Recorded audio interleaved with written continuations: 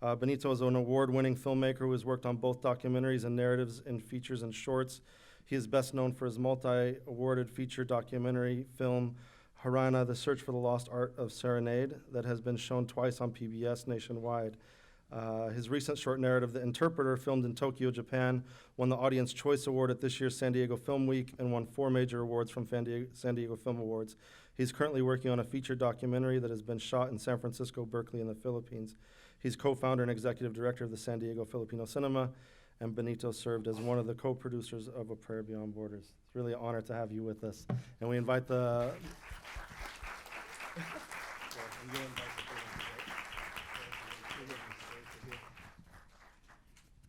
Thank you very much, Dustin. It's an amazing film, and I'm so honored. Oh, good evening, everyone, by the way. I'm so nervous. I'm so honored to have served as one of the co-producers of this affecting film, and I'm sure many of you are excited and curious about the insights into the making of the film, right, as I am. So I would like to introduce the filmmakers, and probably the filmmakers later on will introduce the creative collaborators in the film. Now, I'm not as nervous because I can read.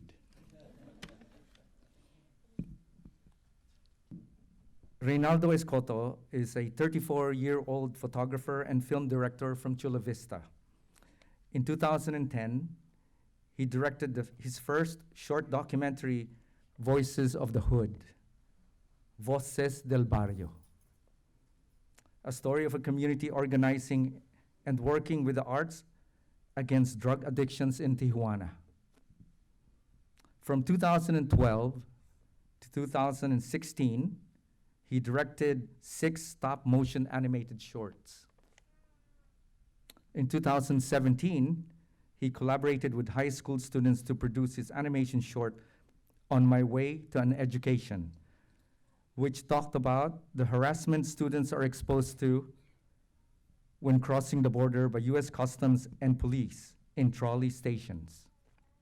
This short film was selected in the Latino Film Festival.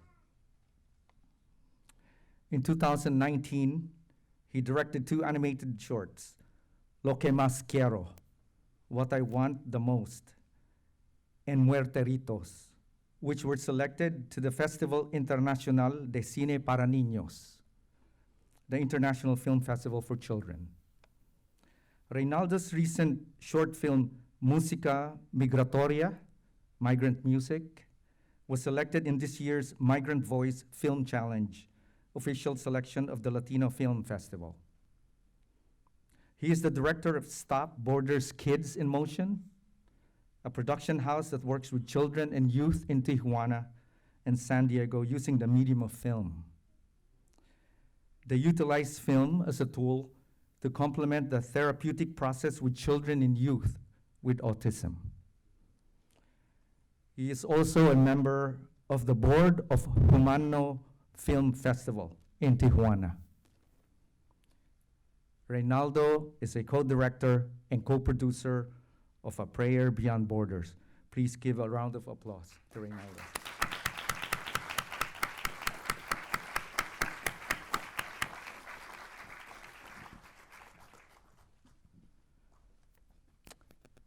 Allah Khan is a storyteller and filmmaker from California with a degree in Latin American history from the University of California, Berkeley. Particularly passionate about telling stories of communities not represented in traditional media, she works with local communities, small businesses, and nonprofits around the world to help them tell their stories. Allah strives to live beyond borders and has dedicated her life to the creation and amplification of diverse representation in media production. A Prayer Beyond Borders is Allah's first film project since moving to San Diego early this year. As a child of immigrants and lifelong immigrants' rights activist and transnational citizen herself. The communities, the struggles, and their stories represented in this film are very near and dear to her heart.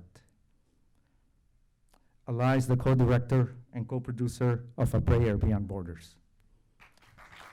Please let us welcome.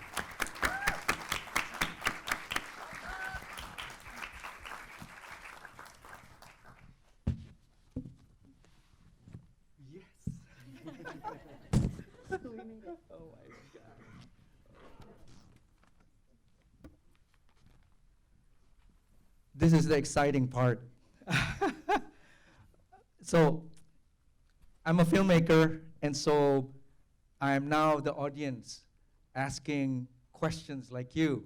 So, I will turn the floor to all of you, and you can start brewing your questions, you know. But I will ask a couple of questions first, okay? All right. So, it's really nice that Dustin introduced the concept and the event. And I would like to hear from both of you how it started and how you guys collaborated on the concept. Yeah. But again, I want to say congratulations and thank you for making this film.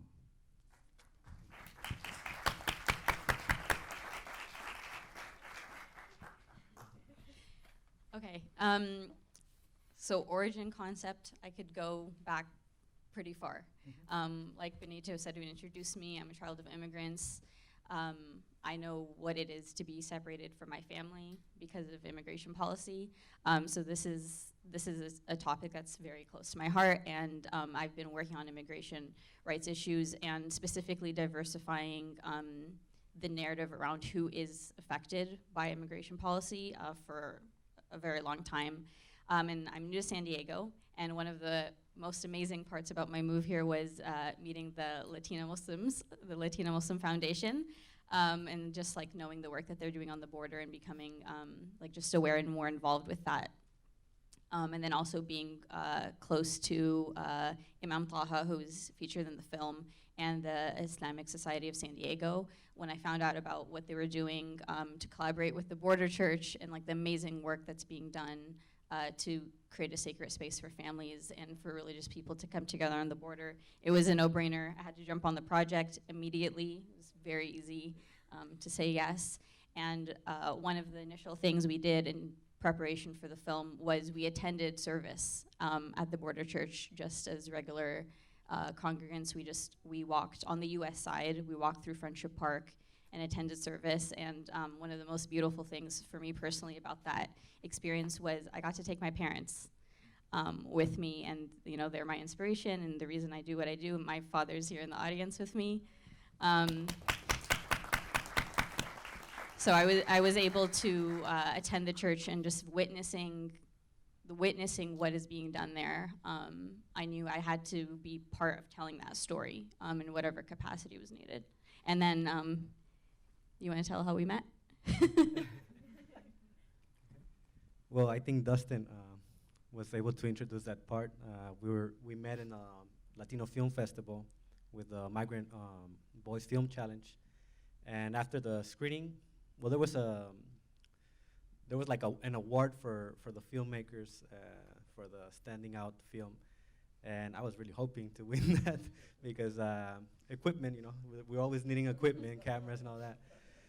Did you win? No, but something much better came up, no?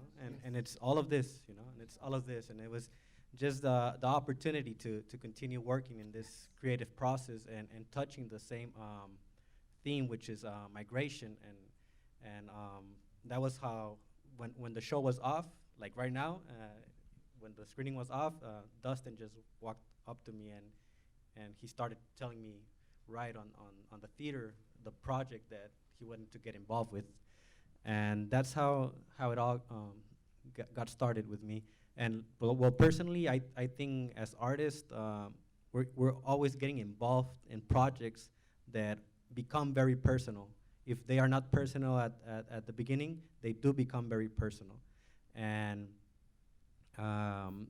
the situation of everybody here living in this region, we are exposed to the separation of, of, of families, of friends. And I think that's one thing that we were all able to understand. And the thing that captivated me was to explore one thing which I hadn't really considered, which was this spiritual part of it, and how there's certain elements that cannot be stopped by a wall or by any immigration policy. Yes. Okay, so it's really difficult. I don't know if if you've ever seen two directors work in a single film, but it's always difficult to have two directors in a film. So I would like to know, how was the creative collaboration between the two of you, co-directors, in terms of design and presentation of issues and arguments, and and timing and pacing and everything? Okay, we'll take turns. Well, this shoot is unique because it involved so many different players and so many different communities, and it's a binational shoot. You can see from the shots on both sides of the wall, we had actually a crew on both sides, and so it actually probably wouldn't have been possible without both of us. We needed two directors. The day of the shoot, we were actually both in Mexico, but I think we really needed someone in the US working with our team here, and we needed someone in Mexico, and then also crossing over. So the day of the shoot, I actually crossed over with some of our team members that are here. And so collaborating in that way was really important. And then also my Spanish isn't so good, so it was good to have you on board. But in terms of, do you want to speak a little bit to that? And then How did you guys communicate, through email, texting, phone? Because it's very much, it's a cross-regional collaboration. And it's so beautiful because it's already a symbol of, a prayer beyond borders, yes. Well, you can go, but when I mentioned earlier that I attended the church service for the border church, Reynaldo was on the other side of the wall, right there with us taking photos. So we actually attended that service together. He was in Tijuana and I was in the US. So from the very beginning, the crew itself embodied actually what the film is about. Yeah, we that's how we started working. We started working on the scene and experiencing the border church from both sides of the border, which the experience, it's very particular in each side. I mean, we're facing the same wall, but at the same time, the context is totally different from one side to the other. So I think that was like the tool that we had to order to explore the creative process of the film, to live the experience before it. And we didn't really have like a lot of time for the pre-production. We were communicating via WhatsApp, sending emails, and exploring also the limits that the wall puts also in this area, and overcoming them. I love the drone shots. You love the drone shots? Oh, incredible. So, can you tell us the importance of the drone shot? Ola. So like Reynaldo said, experientially, this is just something, one of our main focuses was visually showing people what it's like to be at the border, knowing that most of our audience would never have actually been there. This is a very unique geographic location, as Pastor Guillermo says in the film.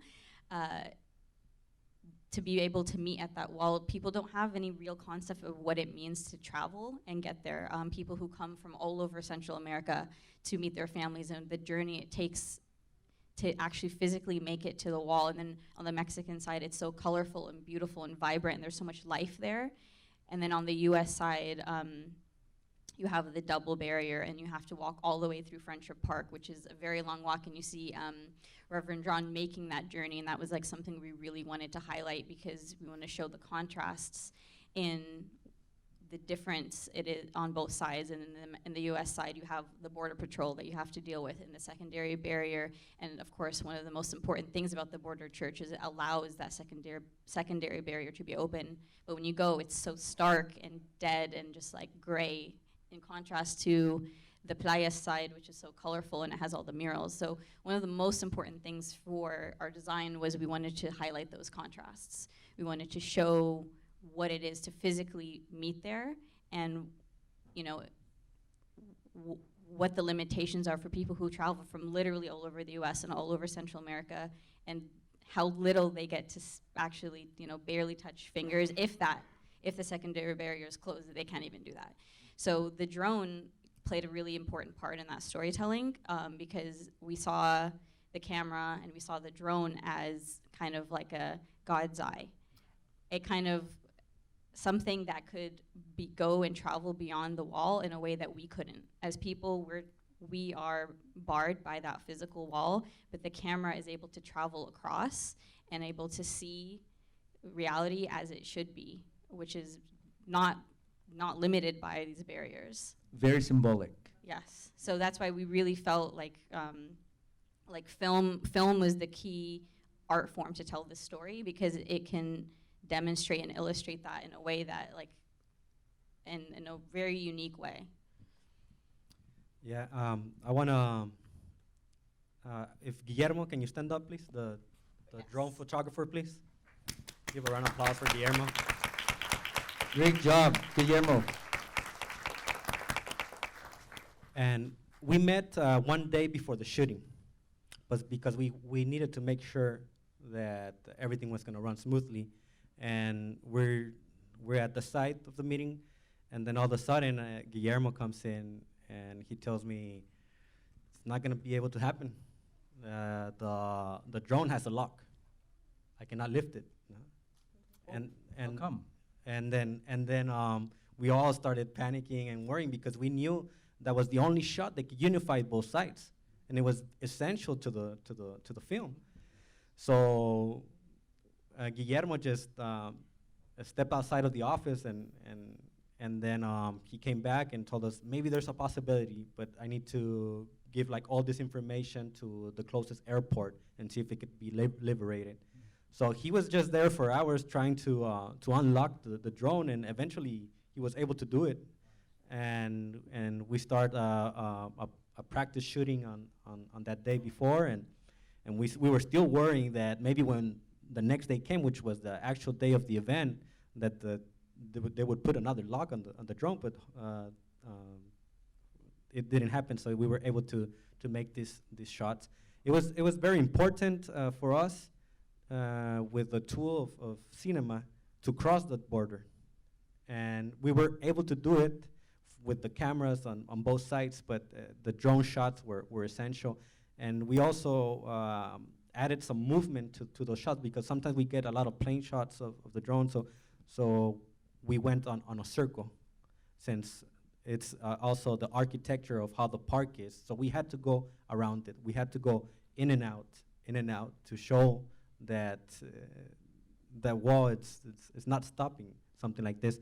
And at the same time, we were able to, like, our goal with the cameras, the drone and all the cameras on floor, was to trespass the wall, you know.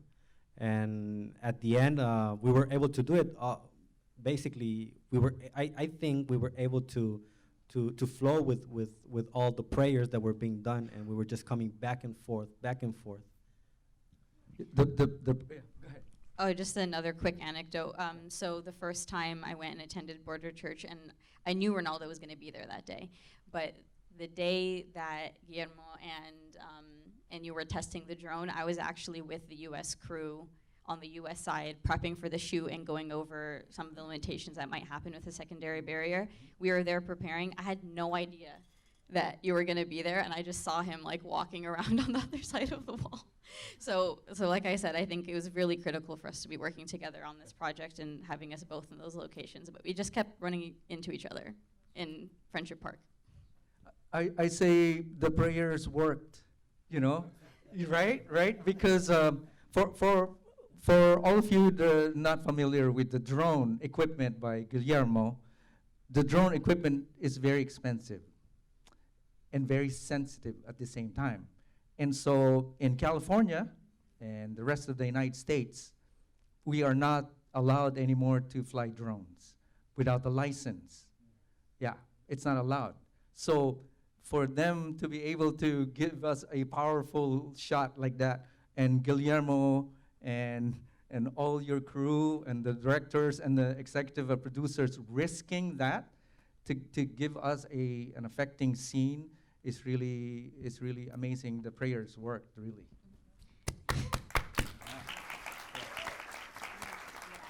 Oh, okay, go ahead.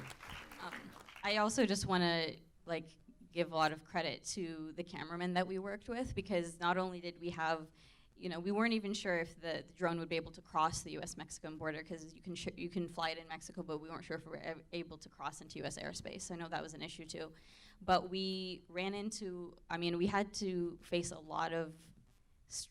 there was a lot of barriers in terms of all the cameras, because you need the permits on the Mexican side, and then on the U.S. side we had, Coy isn't here, but we had amazing shots from the U.S. side, and a lot of those were actually taken on an iPhone, because the Border Patrol wouldn't allow him to bring his camera in up to the wall.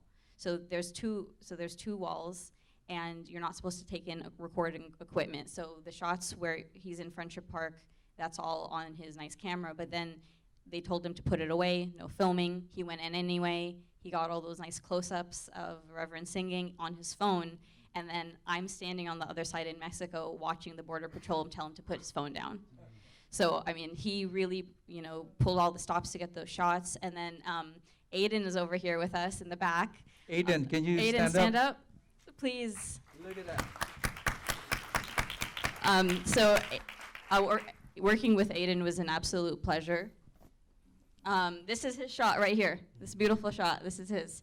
So Aiden was part of the team that I worked with that day that actually crossed from the U.S. into Mexico, and he filmed the entire time as we were crossing, which is not allowed technically, but all those shots of us crossing in and going through security and stuff, Aiden was able to capture all of that in the movement, in the journey, but also in the midst of the most militarized border in the world. He was able to capture all this beautiful footage, all that detailed, beautiful, all those shots are his. So I just really appreciate the crew's willingness to prioritize the storytelling and capturing of these images, and putting themselves and their equipment on the line to do it. So thank you. Okay, I'm going to open now the floor to questions from the audience. Yes, Okay. I like that. I like the way you. Yeah. Yes. So I was just listening to. I don't think I need it. Yeah. But for them. I think I'm loud enough, right? Yeah. Yes. Okay. Are you sure? So, Okay. Yeah. So my question is for the crew members. So just talking about what they were saying, for the crew members who were recording all of that, were you? What was going through your mind? Were you scared? Were you what was? I want to know. What were you going through inside your mind? Guillermo and Aiden.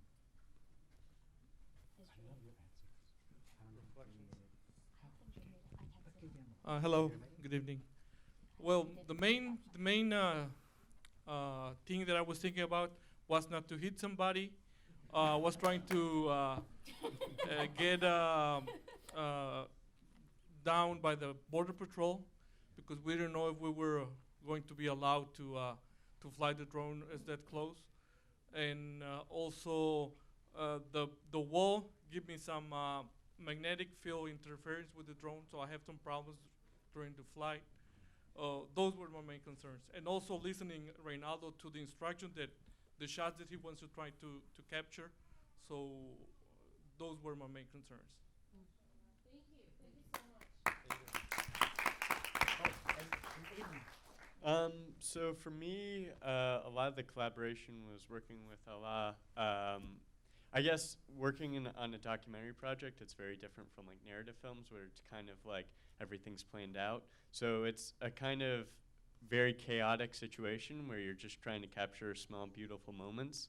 So what I was mostly thinking about is talking with Allah about what we're going to try and capture and the unique moments and the unique perspectives that we could try and capture. So a big thing that she wanted me to shoot was try and capture the children's perspectives and the age gap. So for example, like with this shot, she wanted me to look at the perspective between children and an older generation. So there was a lot of shots she wanted me to get with children who are innocent, unaware of the obstacle of the wall, juxtaposed with the wall that's preventing them from being able to cross the border. So I think for a lot of the stuff, it was about calming down and taking a moment away from the chaos to look around and see the perspective that I wanted to capture, and then going in to try and capture that and taking a step back and look at what is the real story I'm trying to capture that fits in with everything. And Aiden was a true warrior, rolling around in the sand, and he went all out. He was very dirty by the end of he was like diving all over the place to get the shots. It was I just want to add something to that same question. Can I? Because Jay wasn't able to make it. There's like a 2 to 3 hour line to cross to San Diego. When I was working with Jay early that morning at the site, I told him try to get some shots of the families. And well, he went there, and then after like maybe half an hour, he came back, and he was almost crying. Like his eyes were like very watery. He told me like, this is very strong. Like I hadn't been that close to the wall and the families, and I just saw like literally this little girl like kiss with her lips the pinky of a family member on the other side, and it was something very, very strong for him. Like the crew really weren't really aware of what was really going down. Like once you get really like on a close up to the situation, and I know like for a lot of people on the on our crew, even in the Tijuana side, they were experiencing situations similar to this emotion, and I don't know if also Arturo wants to share, because I remember he was telling me that he had never heard a call to prayer or seen a Muslim prayer, and he at the site, like he was telling me, he was a photography assistant. I don't know if Arturo wants to share. While you're walking the mic, I'll also add, even though, like Dustin said, I've seen this film and I've seen this footage a million times, there are some shots in this film that during the editing process, every time I see them, I cry. Every time. And so I'm in the middle of all this chaos and these multiple crews, and you know, my head's everywhere, but during the church song, actually, when everyone was praying on the wall, yeah, I broke down during the event itself. So it was very powerful for all of us involved. We actually had people passing by in cars during the shoot and stopping their cars in the middle of the street to get out and see what was happening. And nothing like that has ever happened on the border before, and people were really moved by it, just watching, passing by. And so everyone involved is like extremely touched by this. Okay, thank you, Reynaldo. First of all, I want to apologize because my English is not so good, so I'll do my best. So yes, I told Reynaldo that one of the most amazing experiences I take of this production is that actually I never heard the call to prayer, and I asked Dustin after all the event the meaning of the call to prayer, because I told to my friends as a joke, but also seriously, I told it, I hear it like in movies, like Hollywood movies, in all the Middle East, but I never hear real, in real. So it was so amazing to hear it for the first time. I almost cry when I heard, actually it was you, like you made the culture prayer. So it was so amazing, and I didn't know what it says, what was the meaning, but I feel like if I know all that he was singing, so that's one of the most amazing things that I experienced to this production, and also see the another thing, and I don't know if someone also get it, but the two faiths, I mean Muslims and Christians, two faiths that maybe had the same root, but they have, I mean, differences yet, but they come together to this wall and they make a prayer like a protest, but also like a manifestation. Sorry, I told you. Like, well, like a protest, and like a protest and like a prayer. So that was another thing that I keep to this event. Thank you. Thank you all. I think we can take one more question about the film, but then we want to move on to the next panel. Thank you for taking the question. Can you talk about the time constraints that you were under? Because I've been to the border church, and I know that the security, the immigration services, lock the gate on the barrier. Can you talk about the time constraints that you were under to get this film done on the day that you did the actual shoot? We had from 10 a.m. to 2 p.m. to get everything done. But the ceremony itself was just 1 hour, combined with the two interface.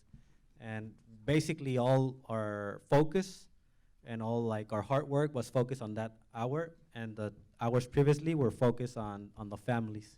I think he has one last question. Well, actually, just really quickly, yeah, so we had a very set time for the actual services, so we knew we had to do that. But like you said, on the U.S. side with the Border Patrol, there's a lot of constraints, so they only allowed 10 people at a time in the space. So there was actually a line that had to form and allow people in one by one, and actually our cameraman and audio guy got stuck in that line. So our audio man never got in. Coy, the cameraman, actually had to wait in that line to like actually get in, and thankfully it coincided with the ceremony, but there was a lot of concerns about whether or not it would even happen. I know you have questions, you have some more questions, but I think we're running out of time because we have to go to another session. But you can talk to them outside. You can talk to the executive producer Dustin outside if you have questions. It's better to brew them, while sitting down. I just want to say congratulations again and thank you for making the film, Reynaldo and Allah and Dustin, and for everyone who contributed in making this affecting film, Reverend. Thank you very much. And it's going to be launched online, so watch it there too. Yeah, and the film will be coming out, I don't know if that one's working. The film will be coming out in the next 2 weeks in partnership with MoveOn.org, the CARE Network, maybe Faith in Action, if we know someone from there. Then you'll be able to see it online, God willing.